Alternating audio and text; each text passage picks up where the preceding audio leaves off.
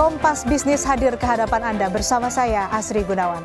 Saudara, pada triwulan 3 2024, pertumbuhan konsumsi rumah tangga hanya mencapai 4,91% secara tahunan, bahkan menurun 0,48% secara triwulan.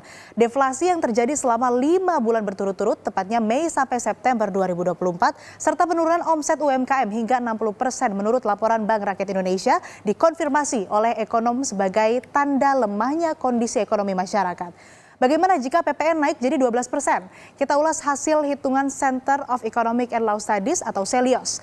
PPN 12% bagi Gen Z, risiko kesehatan mental dari semula staycation ke stay broke. Kita ke data selanjutnya, saudara. Gen Z harus membayar Rp1.748.265 lebih mahal karena selisih kenaikan tarif PPN menjadi 12% pada 2025. Kenaikan pengeluaran ini cukup signifikan bagi generasi muda yang masih berada dalam tahap awal karir mereka. Dalam jangka waktu sebulan, kenaikan ini dapat memengaruhi anggaran pribadi mereka secara langsung. Meskipun angka ini terdengar relatif kecil dalam konteks pengeluaran bulanan yang bertambah, tapi kata CELIOS, bagi banyak Gen Z yang baru memulai hidup mandiri, kenaikan pengeluaran bisa menjadi beban tambahan yang sulit dihindari. Jika dilihat dalam jangka panjang, saudara, bahkan kenaikan selisih tarif PPN dari 11% menjadi 12% per tahun menjadi lebih mencolok.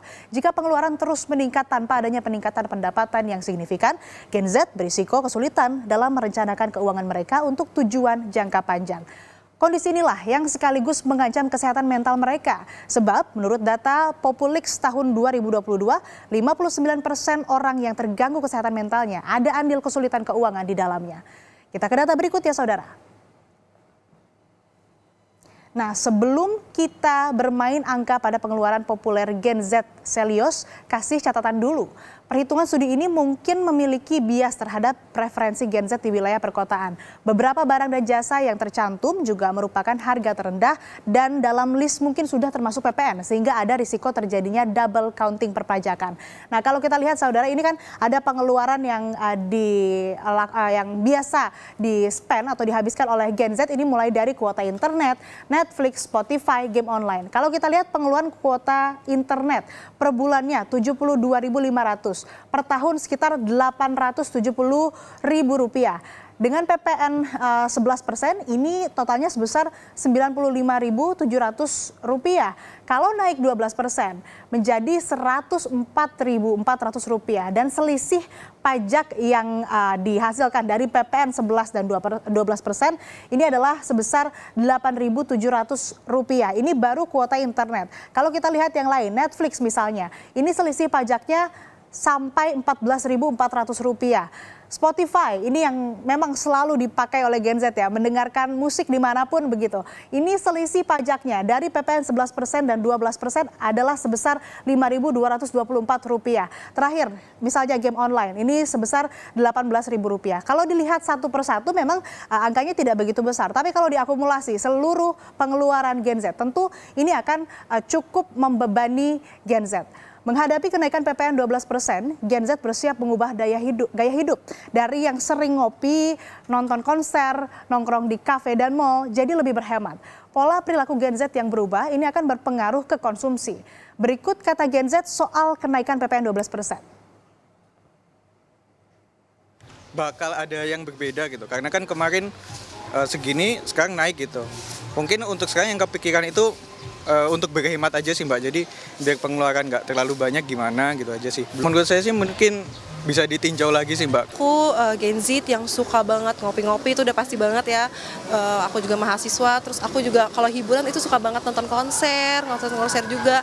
Dan kalau misalkan sampai pajak naik tuh kayak berasa banget ya, kayak sesak dompetnya gitu. Kayak mungkin aku lebih harus prioritasin kebutuhan aku yang lain juga. Terus kalau misalkan emang aku butuh ya hiburan atau ya soal lifestyle kayak gitu, aku harus mikir-mikir lagi kali ya, kayak buat mikir kayak gitu harus hemat juga, dan yang pastinya kalau mau nabung ya yang pasti. Berasa ya, apalagi buat Gen Z ini yang sering nongkrong kayak beli kopi atau nongkrong di mall-mall gitu, itu bakal mempengaruhi daya beli konsumen juga nih. Mungkin akan berbeda karena kita harus mengatur keuangan juga kan karena adanya kenaikan itu.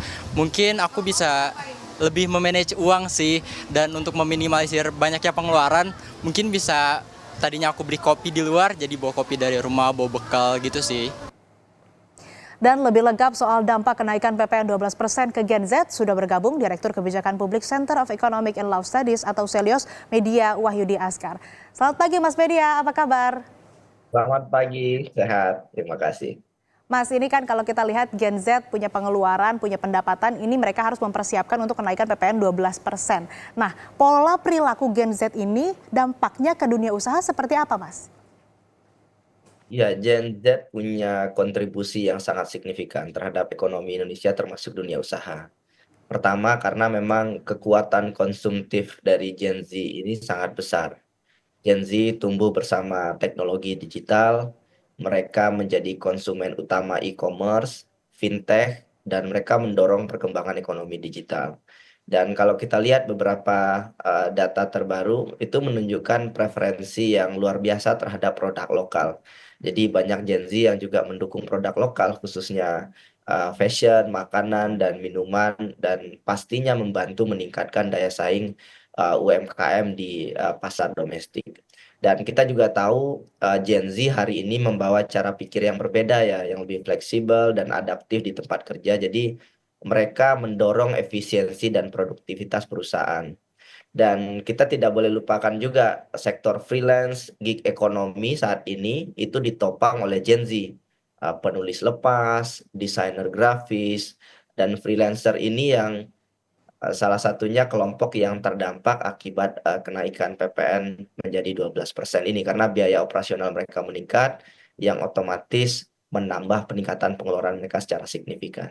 Ya, Gen Z punya dampak yang cukup signifikan dan juga tadi Anda sebutkan penopang terbesar di sektor freelance begitu ya. Data BPS juga menunjukkan nih Mas Media, sebagian besar angkatan kerja lulusan baru terserap di sektor informal. Secara garis besar dengan penghasilan tidak pasti tiap bulan, Gen Z yang bekerja di sektor informal juga terdampak kenaikan PPN 12%. Nah, untuk melindungi Gen Z ini, kebijakan seperti apa sih yang harus dilakukan oleh pemerintah?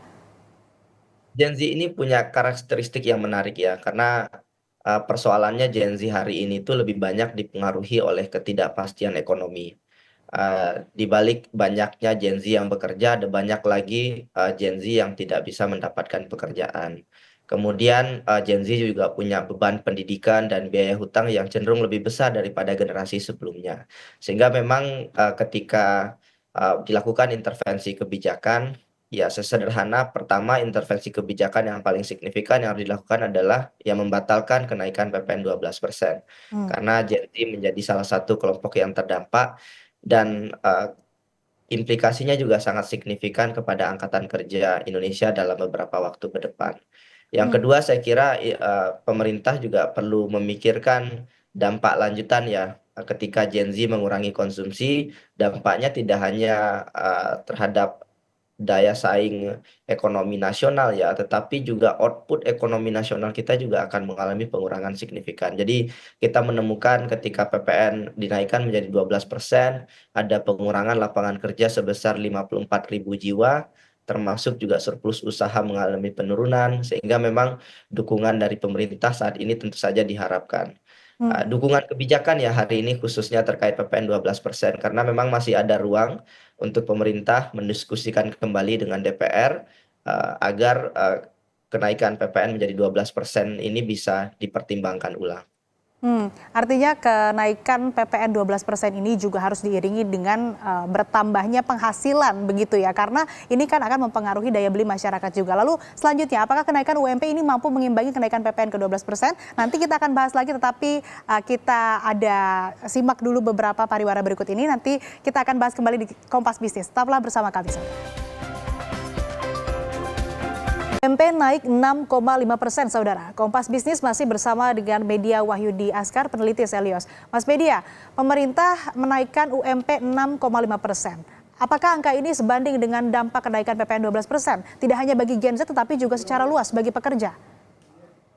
Iya, saya kira dapat satu tapi hilang yang lainnya ya, karena kenaikan PPN 12% pasti akan memicu inflasi, dan prediksi kami kalau PPN memang jadi dinaikkan, inflasi akan mencapai sekitar 4,1%. Artinya ketika PPN dinaikkan, tapi pada saat bersamaan meskipun UMP dinaikkan itu juga tidak akan berdampak signifikan. Jadi ada kekhawatiran yang juga luar biasa ketika PPN dinaikkan, ada pukulan lanjutan terhadap daya beli masyarakat sehingga meskipun UMP naik, yang jumlahnya sebetulnya hanya 6,5% ya.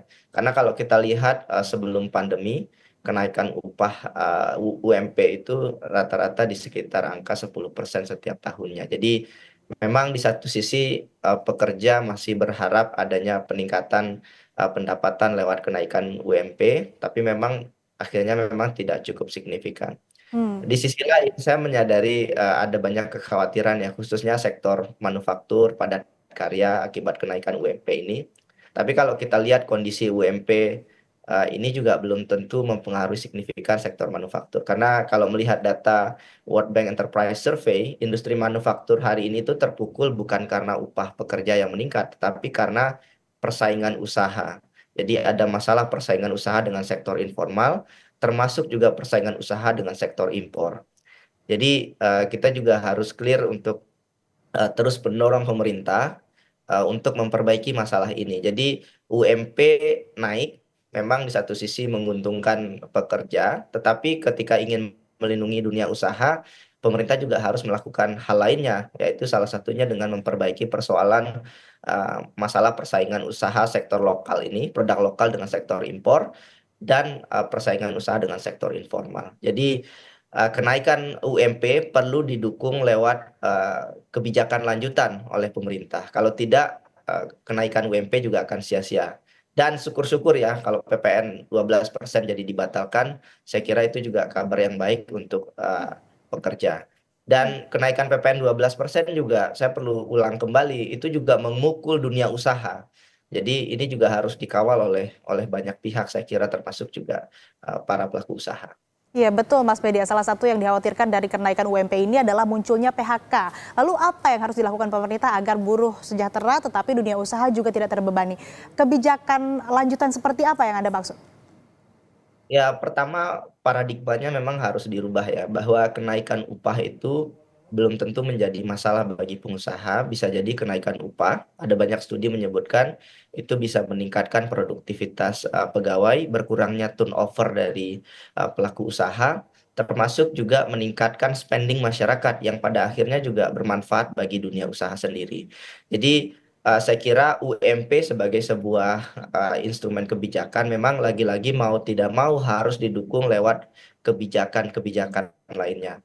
Jadi saat ini dunia usaha Indonesia itu menghadapi kendala banyak hal ya, mulai dari persoalan logistik, biaya operasional yang semakin meningkat, terutama juga salah satunya menurunnya daya saing produk lokal kita di pasar internasional. Jadi kebijakan-kebijakan konstruktif yang sifatnya di luar pengupahan itu harus dioptimalkan juga oleh pemerintah.